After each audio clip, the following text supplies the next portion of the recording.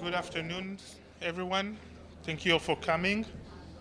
We will start the stakeout in just 1 minute. I call on Ambassador and Foreign Minister. Okay. Hello, everyone. Thank you all for coming.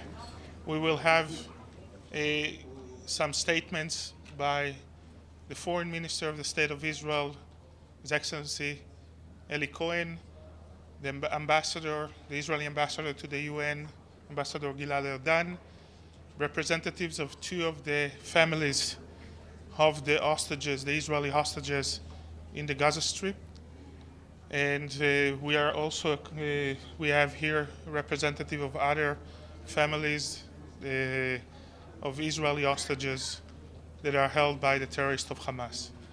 We'll start with the short message by His Excellency Foreign Minister of the State of Israel, Eli Cohen. Hello. I come here today on behalf of the Israeli state and the Israeli people. After the 7th of October, the Black Saturday, with the biggest massacre in the last decades, were under the Hamas attack. More than 1,400 people murdered. Babies, women, elderly people. We are also here to bring the voice of more than 220 people that kidnapped. I have behind part of their family that joined to the UN Council today. We say clearly and loudly, bring them home. They are civilians. Right now, while we are here, there are children, 2 years old, 3 years old, as hostages by the Hamas. Hamas is worse than ISIS, and like Chancellor Scholz says, they are the new Nazis. There is not two sides at this moment. There is only one side to support in front of the aggression of ISIS. Therefore, I decided to cancel my meeting with the Secretary General later on today, since we need a clear and loud voice in regards to what happened. We're here to say never again, and I would like to thank all the countries to come to support Israel, President Biden, Chancellor Scholz, President Macron, Prime Minister Meloni, and many others that understand that we are fighting for Israel, but we're also fighting for the entire free world. Otherwise, West will be the next. But we are determined to do everything to eliminate totally the Hamas. I also ask Qatar, which is financed for more than 10 years, Hamas, which is giving a harbor to the leaders of Hamas, to work to release all the hostages. It's in your hand. You are responsible to them. Do it immediately. Thank you all, I prefer that after me, Ambassador Erdan will say a few words, but then after, I think that it's more important to hear the families there. Thank you. Ambassador Erdan. Thank you, Minister Cohen. I would like to salute your decision to cancel your meeting with the Secretary General. And I agree it is more important than all of us that you will hear the families that our loved ones are now being held hostage in Gaza. I want to remind and maybe explain why there was a need to cancel the meeting, because I've been serving here for the last 3 years. And I saw and I felt the impartiality of the Secretary General and how he gives the feelings that he doesn't care for this, how he doesn't really care. Expressing empty words is not enough. He doesn't really care for the suffering of the Israeli civilians. But this morning, when he started his speech at the Security Council by saying that Hamas attacks did not happen in a vacuum, this is really something that every decent person, it should be unfathomable for each and every one of us. Mr. Secretary General, the UN was established to prevent atrocities, to prevent such atrocities like the barbaric atrocities that Hamas committed. But the UN is failing. The UN is failing, and you, Mr. Secretary General, have lost all morality and impartiality. Because when you say those terrible words that these heinous attacks did not happen in a vacuum, you are tolerating terrorism. And by tolerating terrorism, you are justifying terrorism. Hamas, as the minister explained, beheaded babies, burned families, raped women, abducted kids, babies, Holocaust survivors. And the SG is blaming the victim? You are blaming Israel? This is a pure blood libel. This is a pure blood libel, and I think that the Secretary General must resign. Because from now on, every day that he is here in this building, unless he apologizes immediately, today we called him to apologize, there's no justification to the existence of this building. This building was established to prevent atrocities. How can the Secretary General, with his words, justify in any way the terrible atrocities that happened to our civilians, innocent civilians? Thank you very much. Thank you, Foreign Minister. Thank you, Ambassador. Now I call on Rachel Polin to talk. Rachel's son is held captive by Hamas.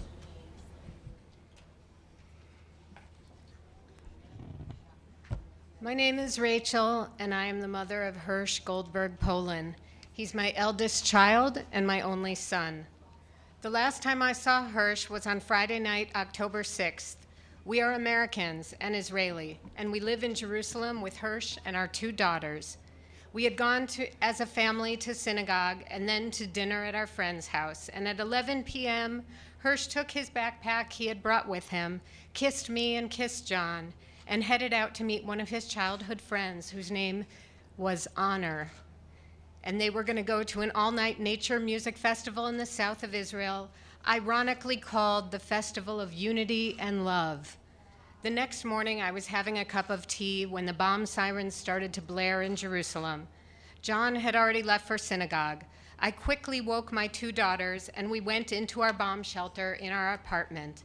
After 10 minutes, we came out, and although normally I don't use my phone on the Jewish Sabbath, because it was an emergency, I turned on my phone to make sure that Hirsch and Honor were okay. That was at 8:20 Saturday morning. Immediately, 2 texts popped up on my screen from 8:11. The first text said, "I love you," and the second said, "I'm sorry." And I immediately knew something horrible was unfolding in my world. We came to find out what happened. When the massacre that ultimately killed close to 300 at that music festival and more than 1,400 people total, when that massacre began, Hirsch, Honor, and 27 others managed to escape to a roadside bomb shelter and hid inside. Hamas militants came to the doorway and began throwing in hand grenades, which all witnesses with whom we have spoken said that Honor managed to pick up 8 of them and throw them back out. But 3 of those hand grenades did get by and detonated inside. Next, Hamas fired into this small concrete room of 29 music lovers, an RPG, and then sprayed the room with machine gun fire. After a couple of moments of the dust settling, Hamas entered. Most of those young people were now dead. Some were alive and wounded and trapped under the dead bodies, so they pretended to be dead. It is from those witnesses that we know that Hirsch and 2 other young men were ordered to stand, and when Hirsch stood up, they all saw that his left arm had been blown off from the elbow. He had somehow managed to put on some sort of tourniquet or bandage and walked out with the other 2 young men. They were loaded onto a Hamas pickup truck and headed toward Gaza. Hirsch's last cell phone signal was found inside of Gaza at 10:25 in the morning on October 7th. And since then, we have been given a video showing Hirsch getting into that truck with a bloody stump where his left arm used to be. And that was 18 days ago. And since then, we know nothing. We have begged the Red Cross from all other international humanitarian aid organizations to find out if the hostages, who are from 33 different countries around the world, who were severely wounded like Hirsch, were they treated? The grandmothers, the babies, or 17-year-old Ruth Perez, who has myotonic dystrophy and was stolen from her wheelchair from the music festival without her feeding tube. But our pleas came to no avail. The Red Cross said they were at the border, but they were denied access into Gaza. So here I live, in a different universe than all of you. You are right there. We seem like we live in the same place, but I, like all of the mothers and all of the fathers and wives and husbands and children and brothers and sisters and loved ones of the stolen, we all actually live on a different planet. And the very cruelest of questions each of us is asked every single day without intended malice is, how are you? Well, picture your own mother, and then picture her being told there are only 2 options. You are either dead, or you had your arm blown off and were kidnapped by gunpoint into Gaza and no one knows where you are, or if you bled to death in that pickup truck 18 days ago, or if you died yesterday, or if you died 5 minutes ago. Picture your own mother, and that those are her only 2 options. And that is my answer to you when you ask, how are you? That is how all of us here on our planet feel, this planet of beyond pain, our planet of no sleep, our planet of despair, our planet of tears. There are over 200 hostages being held in Gaza right now. Over 100 of them are from 33 countries. Where is the world? We, the families of the 200 hostages, are far away on our own planet of agony. But where are you? Why is no one crying out for these people to be allowed access to the Red Cross? Why is no one demanding just proof of life? This is a global humanitarian catastrophe. And the hatred being showered on Israel now, I keep being asked by that in all of the press, and I will say 2 things. First, in an article I read, it was so eloquently stated that when you only get outraged when one side's babies are killed, then your moral compass is broken and your humanity is broken.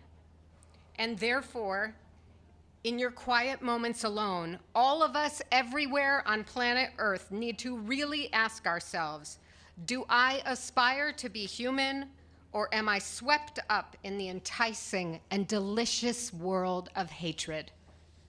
This is not a phenomenon unique to Israel or Gaza. This is everywhere on our planet. I understand that hatred of the other, whoever we decide that other is seductive, sensuous, and most importantly, it's easy. Hatred is easy. But hatred is not actually helpful, nor is it constructive.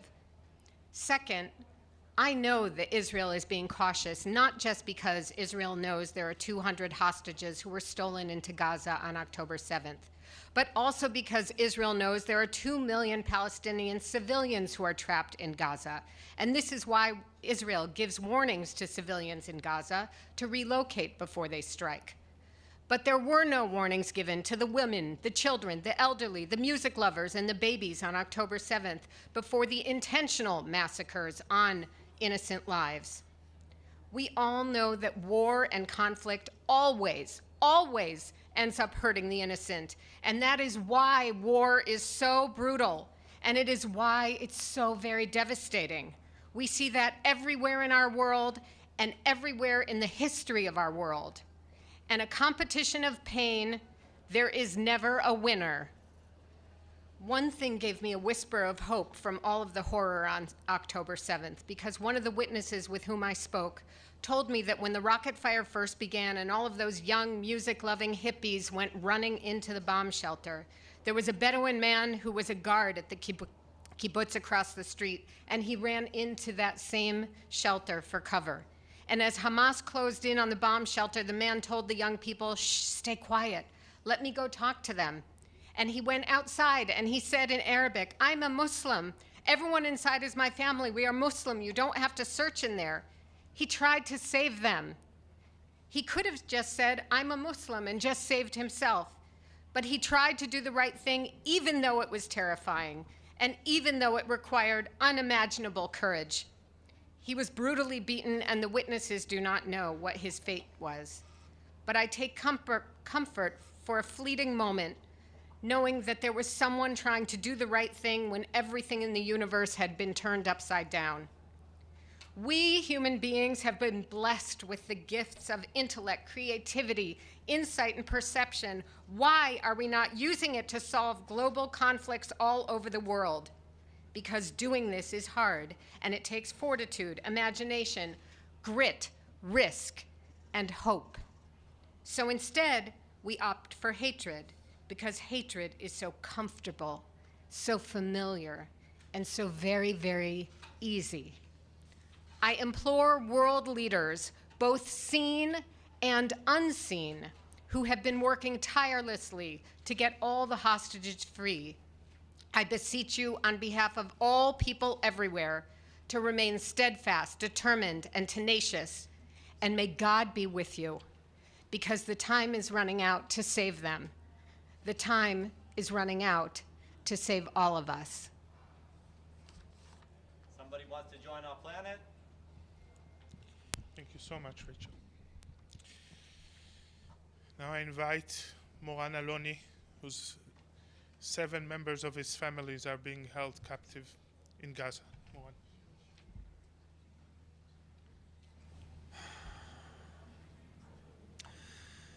It has been 18 days and 10 hours since I last heard from my sister Sharon when her last text message was, "Help, we're dying." My sister Sharon, 34 years old, mother to Emma and Yuli and her husband David, were spending their Shabbat along with my older sister Danielle and her beautiful daughter Emilia, 5.5. They joined them for a weekend visit in Nir Oz kibbutz. This family weekend ended with hundreds of terrorists entering their house, brutally pulling them out of their shelter and kidnapping my 7 family members to Gaza. My nieces, Emma and Yuli, are 3 years old. 3 years old. I can barely breathe when imagining more than 30 children held captive by Hamas, surrounded by terrorists not seeing daylight. Same terrorists that murdered entire families, elderly, children, and babies. Emilia, who's the smartest 5 years old I know, was also getting hungry every 15 minutes, trying to figure out what's going on, scared to death, protected by her mother, my sister Danielle. God, I hope they are together. an infant dragged from his parents, 10 months old, held hostage without his baby bottle to be fed with. A little boy, 5 years old, held captive alone without his parents, who were probably murdered in front of his face. The Red Cross never visited hostages, and there is no shred of information regarding their health condition. Medicines that are mandatory for my sister and for other hostages held captive has not been even collected from the families, as Hamas is refusing to allow any treatment. Israel allowed humanitarian aid into Gaza citizens. Why our children are not allowed the same? The argument made is that there is no food in Gaza to feed the children. But the truth is that there are no children left in Nir Oz to be fed. I'm repeatedly being asked whether I believe that they are safe. Imagine that for a second. Waking up in your own house, your fortress, the walls you built to protect you and your family. Now, imagine gunshots. Imagine a group of people storming in with guns, yelling at you in a language you don't understand. Imagine you as a mother. Imagine the fear in your face when these people approach your children, whom you simply cannot protect.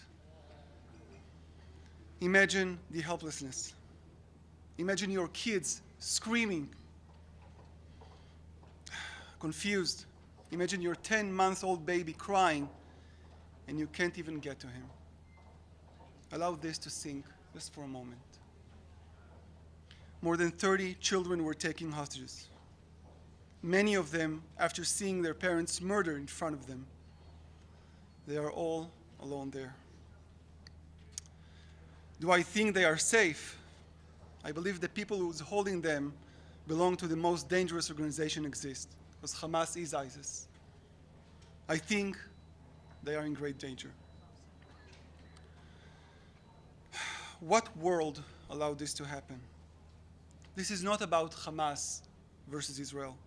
This is not about an army versus another army. This is humanity against evil, nothing less than evil. To the state of Qatar, in Islam, it is forbidden to harm women and children. You must make sure that all women and children are released immediately. All women, children must release now. You say you are a moderate Muslim state. Prove it. Release all children and all babies, all women, today, yesterday. Thank you. Thank you. We have time for a few questions. Yes, Michael. Do you support the resignation of Mr. Guterres? Yes, Michael. Minister Cohen, Secretary General Guterres' office told me he stands by his words earlier today. He said he was clear there was no justification for terror. I asked why then did he then list immediately a list of Palestinian grievances. I was told by his office, well, you can't solve the problem until you know the causes of the problem. I wanted to get your reaction to that. There is no causes to such a massacre. To beheaded babies, to rape women, to burn them alive, to kidnap more than 200 people. Right now there is small children and babies in captive. There is any cause for this? There is no cause for this. And shame on him. Add to that one second. I'll Sorry, call on you thank one you. second. I'll add to that. There is no middle line. If you don't stand with Israel today, you are a supporter of Hamas. As clear as that. Now you can ask your question. For Minister Cohen and Ambassador Erdan, are you satisfied with the kind of negotiations that are going on? I mean, I'd be crazy. Most people would be. How do you find out what's going on with your families? And is there any way to find out with intermediaries such as Qatar? Thank you. The biggest patron of the Hamas is Qatar. They have financed them for more than a decade. They give a shelter to their leaders. So it's in their hand. And therefore they should act immediately and release all the hostages immediately, today. It's the responsible of the Amir of Qatar. It's in his hand. And he financed Hamas all day. So now, the minimum that he should do is to work to release all the hostages. Yes, go ahead. Here. Minister, what will be the relations with Israel and the United Nations from now on?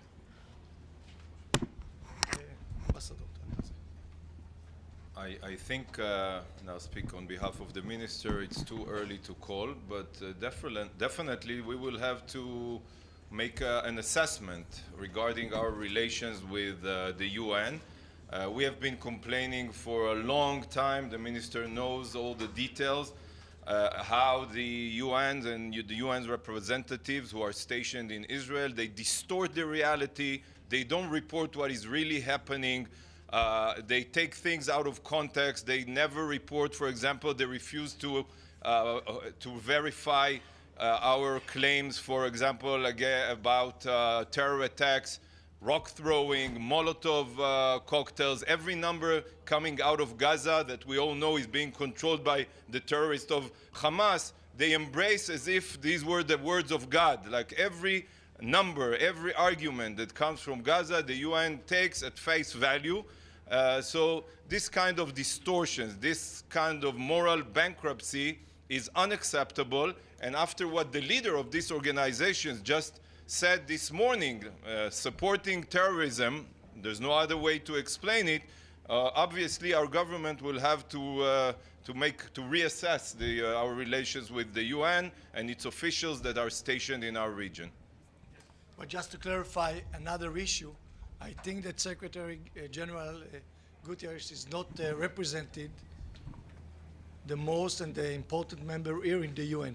Definitely not the United States, Britain, Germany, France, which all of them supporting Israel, designated Hamas as a terror organization and working very hard to release the hostages. Chitin from Anadolu. Secretary Blinken also mentioned that humanitarian pauses need to be considered in Gaza to get civilians out of harm's way. What do you think about his proposition? Thank you. Israel is working according to international law. We give humanitarian aid, water, food, and medicine. We never targeted people, never. We never targeted women, men, women, children. We are only targeting Hamas terrorists. That's all. Okay, we have time for two more questions.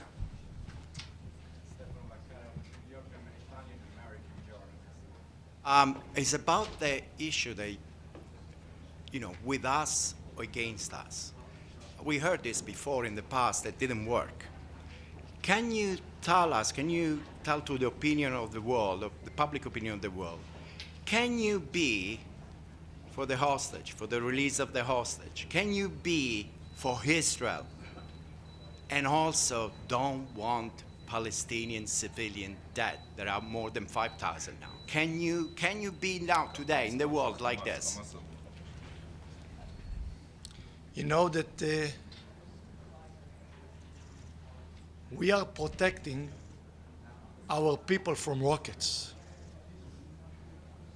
Hamas using people to protect their rockets. We actually give notification in advance in order not to harm civilian. This is not our way. This is not our value. But Hamas are the new Nazis. That's it. You see how they glorify their viciousness, their evilness. Therefore, in this case, there is only one side. One last question.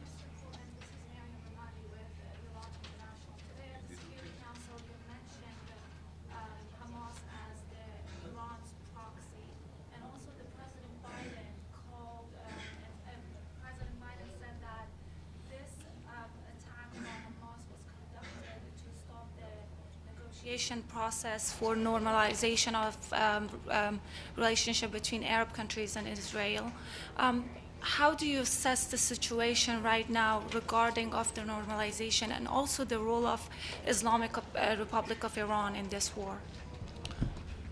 Definitely one of the three objectives of the terror attack was to harm the peace and normalization process in our region.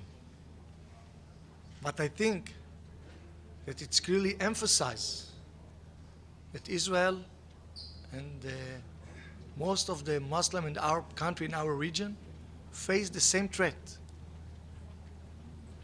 Iran and the terror organization. So definitely it will take time, since right now in a war, but I think that they will not able to achieve this goal. Thank you very much. Thank you, everyone. This concludes the Stakeout. Thank you for coming. Thank you for your time.